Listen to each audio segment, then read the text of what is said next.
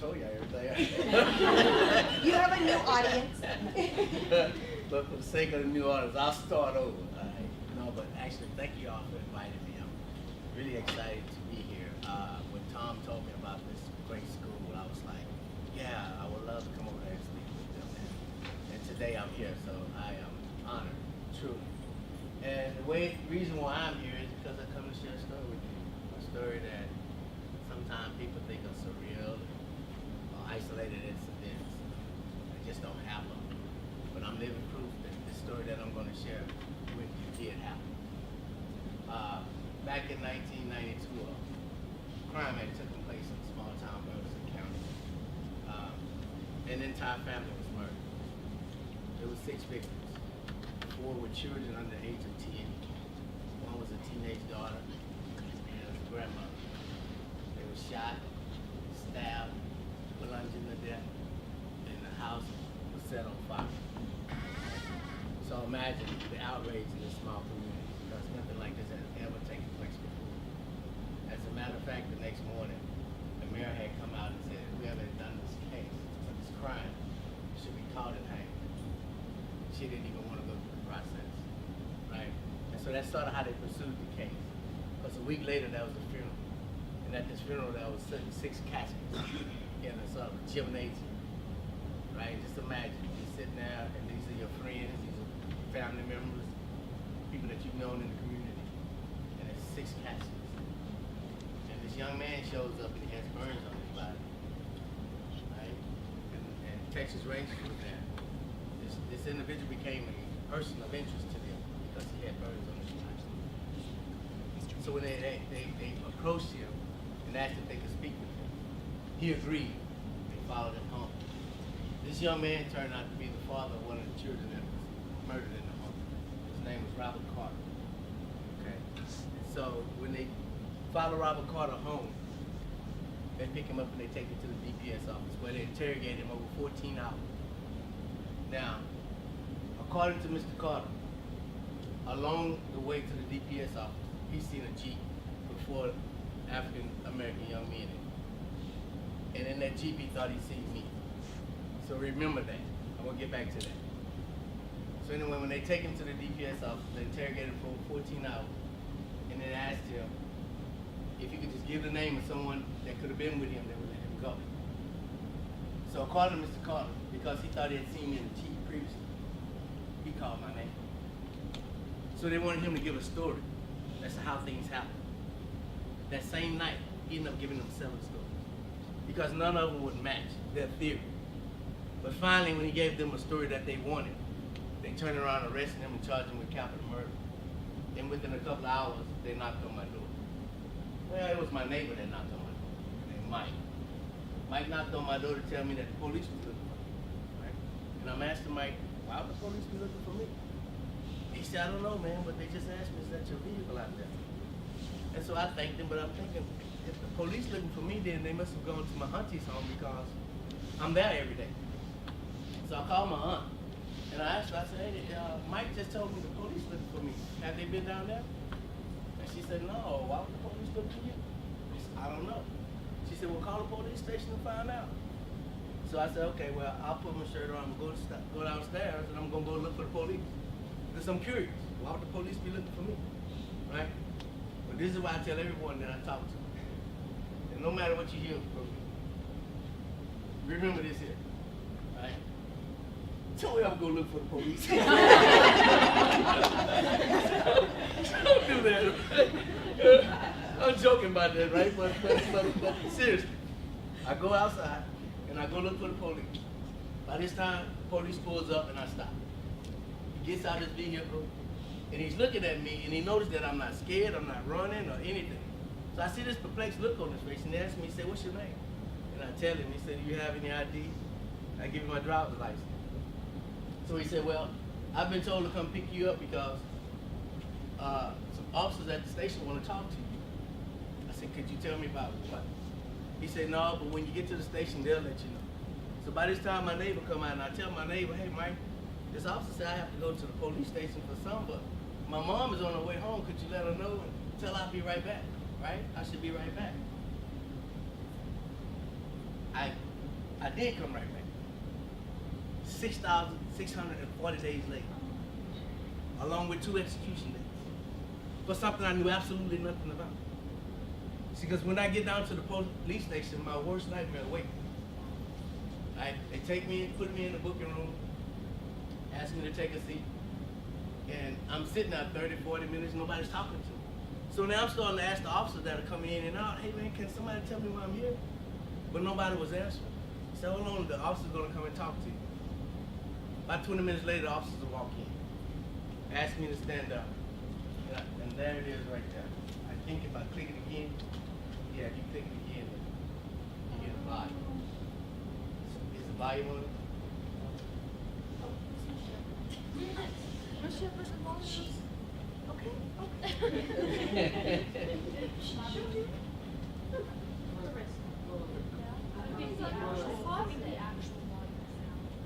Yeah, like trying to get because I heard something.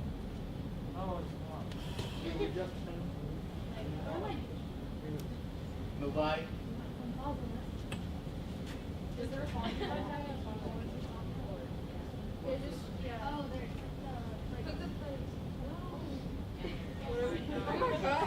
No, down there.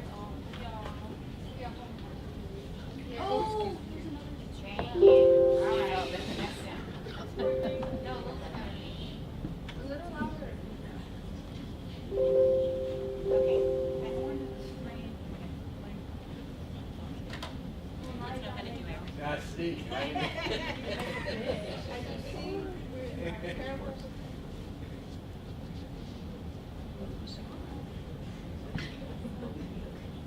You're charged with the offense of capital murder. Who? An affidavit charging you for this offense has been filed in court. Do you understand what I've told you, Anthony? Yes, ma'am. Capital murder? Me? Who murdered? I mean, You have a chance to talk to your officers that actually work the case. They, Oh, okay. You want to talk to them? man, this is a big mistake. Capital murder? I never even shot a gun in my life. God, so. Okay.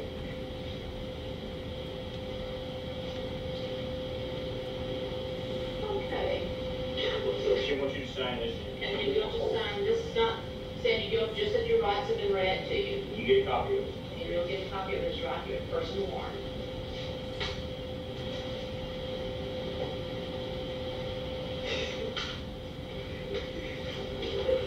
Whoa. Yeah, this is gonna have to get straightened up.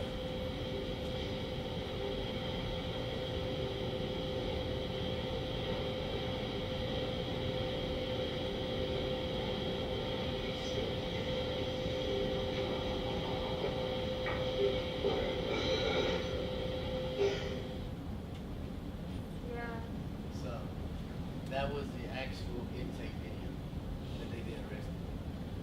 Now, understand they never showed me that video. We didn't find out of that video until I was 10 years. Because had a jury was seeing that video, that's no way in heck they could have thought I'd do something about this case. So they kept that out.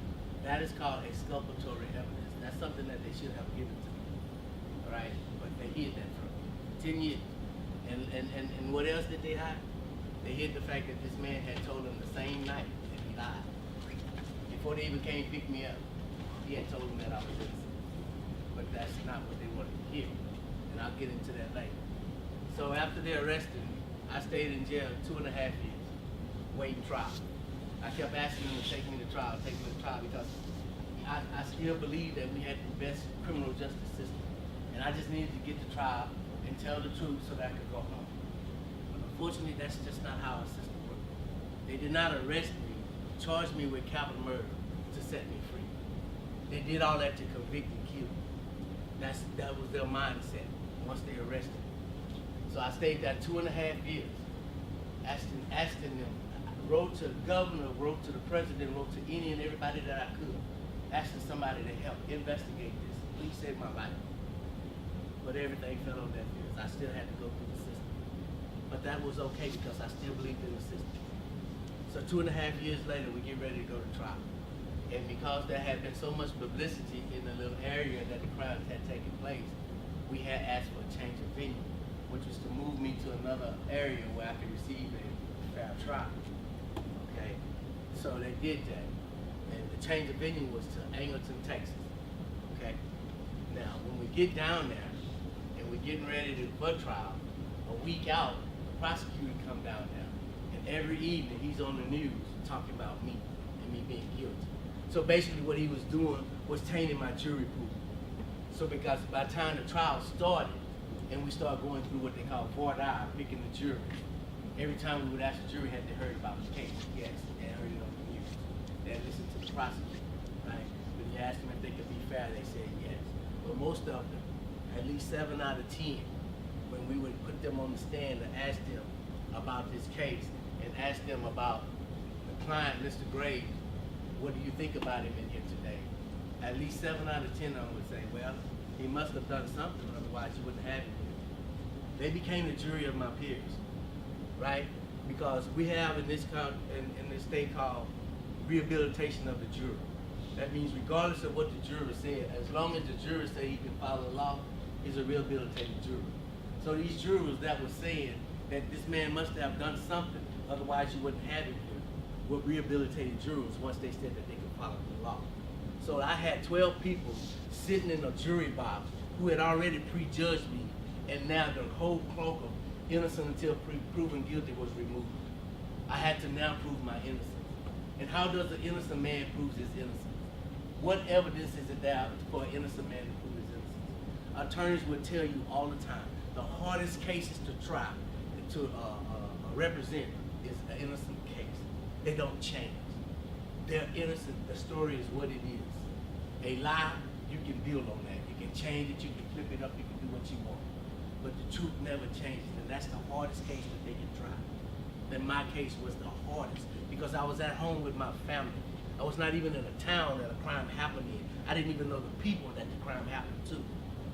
But oh yeah, I'm standing here facing my life in the courtroom for a crime I knew absolutely nothing about. My case lasted 3 weeks. 2 of them was picking the jury. And then a week of evidence testimony for 3 days. What did they bring to convict me? Mr. Robert Carter. Mr. Robert Carter. So they brought Mr. Robert Carter back to the jail the night before my trial was to start.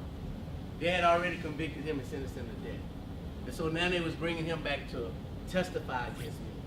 But what we did not know is that Mr. Carter was refusing to testify against me because he was saying he's innocent. That man is innocent. So they said, okay, Mr. Carter, then this is what we'll do. We'll take a polygraph test. And if you pass it, then we'll believe you. But let me tell you something about a polygraph test. They call lie detectors for a reason. Because they can make them lie. Because if they want you to say you've done something, they're going to tell you that you failed a lie detector test. It's not admissible in court. Okay? You don't know how to read a test. They tell you what they want to tell you, to put pressure on you. So they gave Mr. Carter a lie detector test. Then they turned around and told him that he was lying. But here's the thing. They never asked him one question about me. They asked him about his wife. You understand the game that they was playing? They were still putting pressure on him about his wife. Now I'm going to trial. They're supposed to be finding out if he's telling the truth about my innocence, but every question was about his wife, reinforcing the thing that they were going to go back after his wife if he did not continue to tell the story they wanted him to tell. See, what I didn't tell you, they had arrested his wife, charged her with capital murder, right? And then let her go 2 months later on a personal recognizance bond. You ever heard of that? Someone supposed to have murdered 6 people, you just let them go on bond free? But let her go and told her to keep going and don't say nothing else about this case because the statute of limitations did not run out. So what they were doing is they were scaring away a witness that could have testified that her husband didn't even know her cousin. So they was running her away. And then they told him to stick with the same lie or they was going to go back after his wife. So Mr. Carter said, he felt like he was stuck between a rock and a hard place. So he did the lesser of the 2 evils. He said, because Mr. Graves' kids had their mother. But if I didn't lie, then my son would have a mother or father. So I did the lesser of the two evils. I lied on Mr. Gray. Right? That's all it took. That was all it took. And they came back and found me guilty with no evidence of capital murder. And I'm going to be real with you because I like to always be real when I talk. 95% of my jury did not look like me. You understand what I'm saying? Did not look like me at all. Didn't have no value on my life. As a matter of fact, 2 of the jurors, and years later contacted my attorney and said I never believed he was guilty, but he had such poor representation. We felt like if we just convicted him, he could get new attorneys and get another trial. That's how they thought. They make the most important decision in the courtroom, but they're the least informed. You go figure. Why is that? So anyway, 3 weeks of a trial, they convicted him.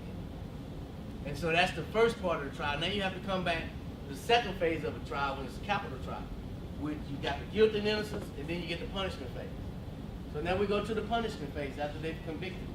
And my attorney comes to me and he said, hey, during this phase, we're going to need to put character witness on to talk about the person that you are, to try to save your life.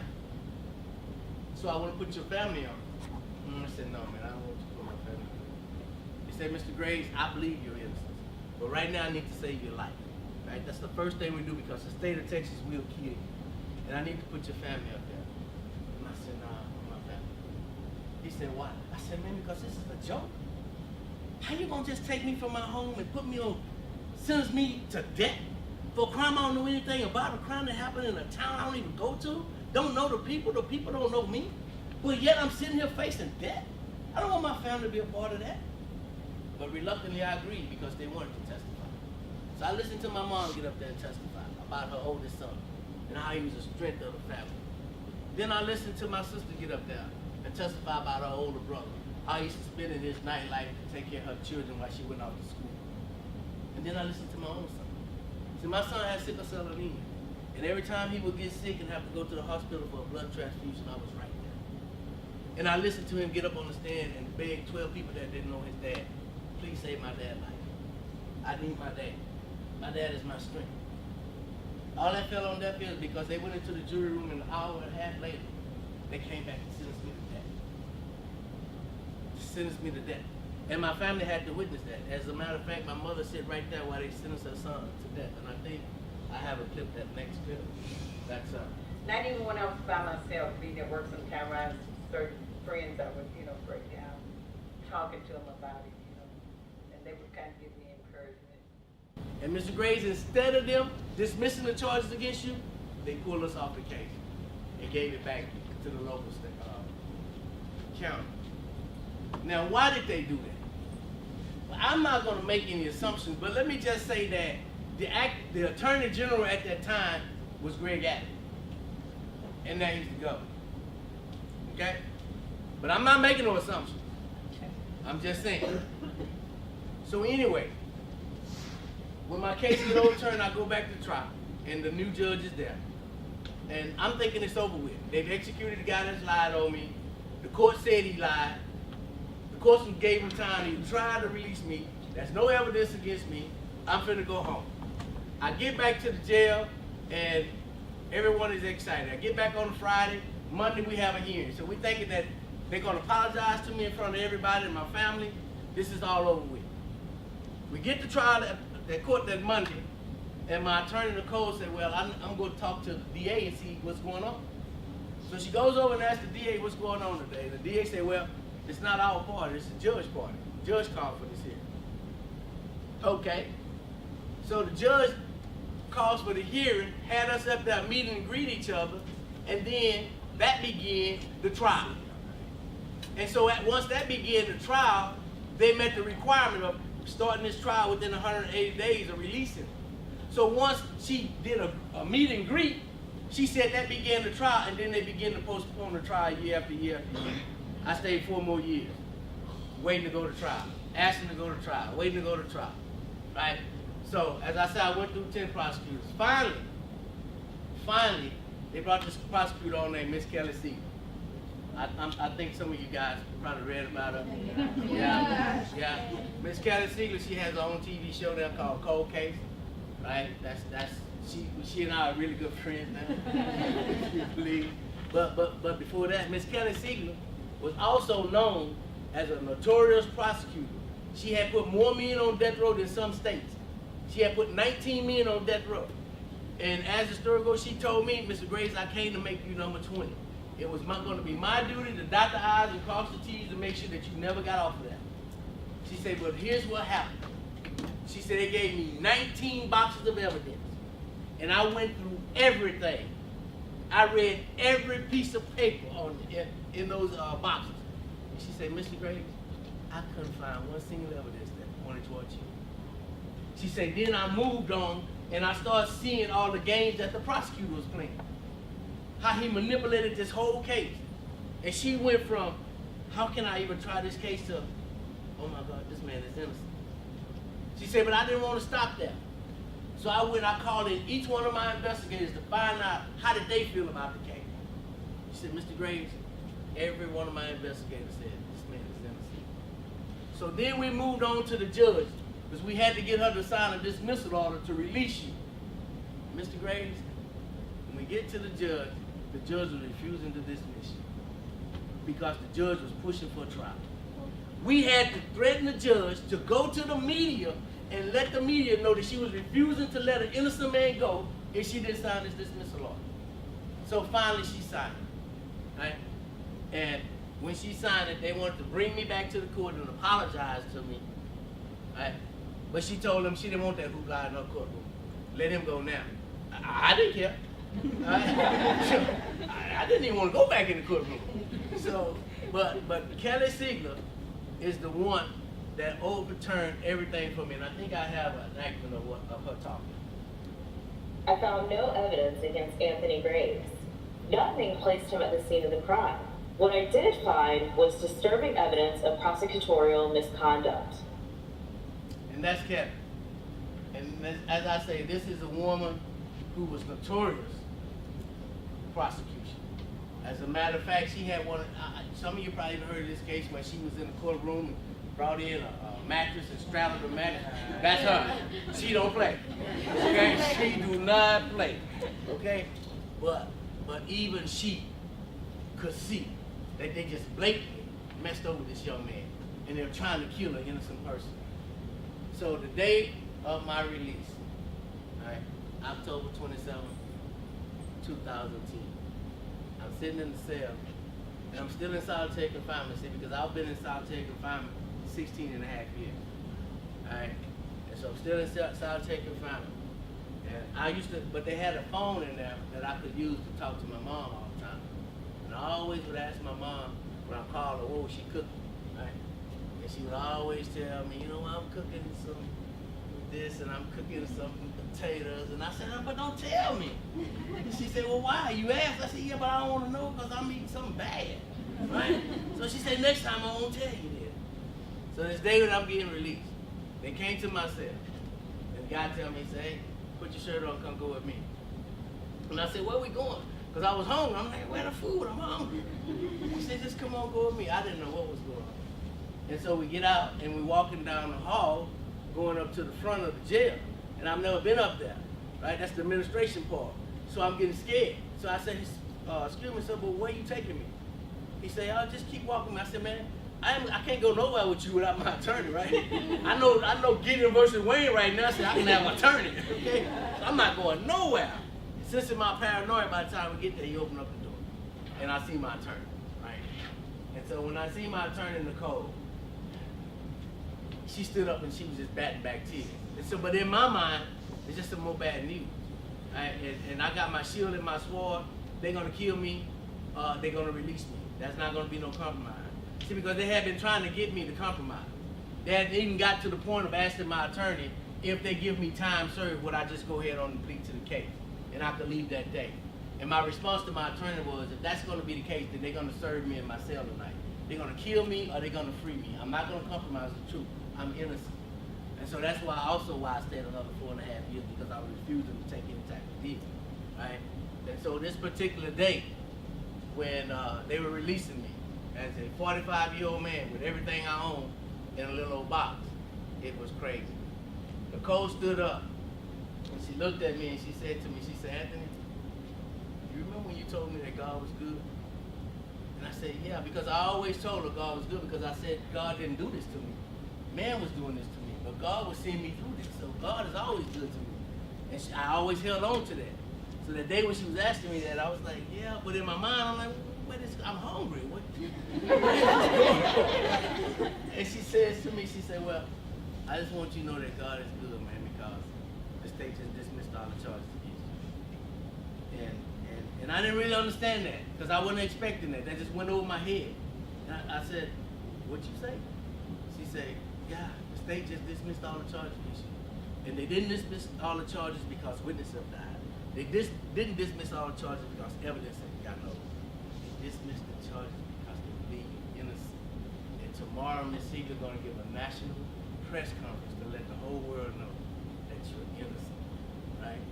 And I'm standing there and I'm thinking, you know, I haven't been outside in 18 and a half years, right? So I'm like, what do I do now? And she say, well, put these clothes on, let's get out of here. So by that time, the officer walks in. He knows what's going on. He said, Mr. Graves, would you like to go get your property? And I said, yeah, let me go get my property, but I didn't want my property. I was just so discombobulated and scared because I had dreamed this for 6,640 days. And I always woke up behind bars. And now if this is just another dream, man, how am I going to come back from this? Because it just seems so real. And he was like, well, let's just go get your property. And we're walking down the hallway, and it just dawned on me. Man, this is over. It's over. And so by the time we get to the cell, he said, what do you want out of here? And I said, man, I don't want nothing. Let's just go for it. Y'all change y'all mind. He said, well, you don't want to get your pictures and your legal work? I said, yeah, I can get that, but anything else, I just need to go. And just like that, I went in when I was 26 years old. And this day, I'm walking out at 45 with everything I own. And I think I have a good clip on that. Anthony Graves, carrying all of his belongings and looking a little dazed, walked out of jail and into the warm Texas sun. This is probably the dumbest question I've ever. So stop right there. So I'm gonna tell you a story before you go further. So what I was saying about my mom, so this is the day I'm being released. And they wanna know if my mom knows, because no one knows at this time. As a matter of fact, when Kelly decided to dismiss the charges, she called Nicole, that's Nicole, the lady that saved my life, and told her, hey look, we're finna dismiss the charges, you work this case for 10 years, we'll let you go down there and tell it, or we'll just let the sheriff release it. So Nicole decided that she wanted to come tell me, right? And it took 2.5 hours from Houston to get to where I was. And when I found that out, I said, Nicole, you know you left me in jail 2.5 hours. Because they could have easily released me and you could have picked me up on the side of the highway, right? But she didn't want to do all of that. She wanted to come tell me. So this is the day she's telling me. So when I'm walking out, this is Richard Schlesinger who's going to greet me for 48 hours. They're doing a documentary on me. So when I'm walking out, he's asking me, do my mom know? And Nicole said, no, his mother doesn't know. So he put the phone in my face, said, call your mom. And I said, man, I don't know how to use that thing. I didn't know how to use a cell phone. Because when I went in, cell phones were this big, right? That you plug into the car. And they cost a lot, right? And now that I'm out, cell phone is this small with a whole bunch of gadgets on it. You can call all around the world, you can see pictures. I was like confused. So Nicole said, well, I'll call her for you. And this is what I'm talking about. Someone here. Hold on. His first call as a free man is to his mother. Say, what you cooking tonight? His mother didn't know that her son was free. Can you put something on? Because I'm on my way. This is your son. And just so you know, I did not escape.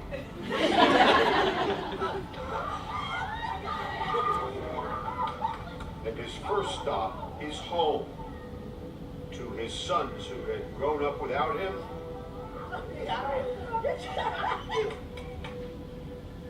At long last, to an embrace. with his mother.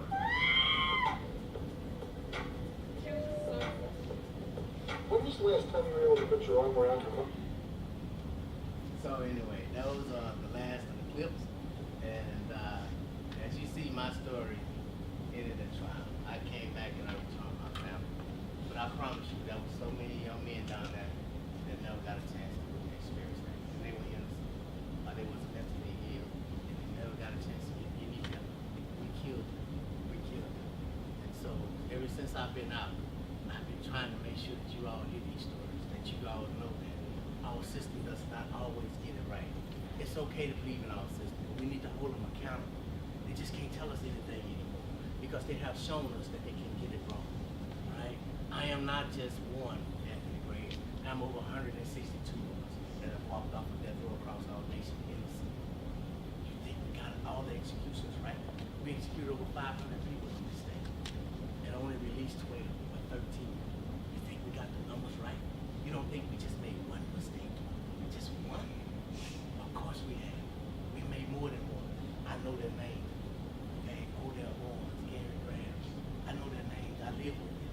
I watched them fight for their lives, only to be defeated by a bigger system. So we have to be more vigilant. We have to hold our system more accountable. You know, right? One of the things that I'm doing today is we just did a historic agreement between my organization and the DA's office. So there are 300 cases that was once denied DNA testing, and they had actually innocent claims. But this new law that was passed by the legislature, Chapter 64, now allows those cases to be retested. And so the DA Integrity Unit and my organization just got a $250,000 grant from the government to go review all of those cases and find out who was actually innocent. So we have two sides coming together working for justice, and that's the way it should be. There should be no adversary system. We shouldn't dig in the sand and you right and he wrong and he wrong and you right. Two people can be right with both with different opinions. Two people can be wrong. I mean, with reading the same story. So what I'm trying to say is this here. We got a big problem in our criminal justice system, and it used to look like me, and then it started looking a little brown. But now it looks like all of us. Low income is down there. That's it. Black, white, red, it doesn't matter. If you are not making over $150,000 a year in this country, you're not accepted to justice. It really costs in our system. If you want justice, it really costs. You just can't walk in there innocent and think you're going to get innocence. No, the system is designed to both sides go in to win. Okay? They don't go in seeking justice. I'm saying both sides. They go in to win. And that's our problem. We want justice. And that's all we want. However it lays itself out. But that's what we should all be seeking. And so that's why I'm here. That's why I'm sharing my story. And I really, really appreciate you guys inviting me.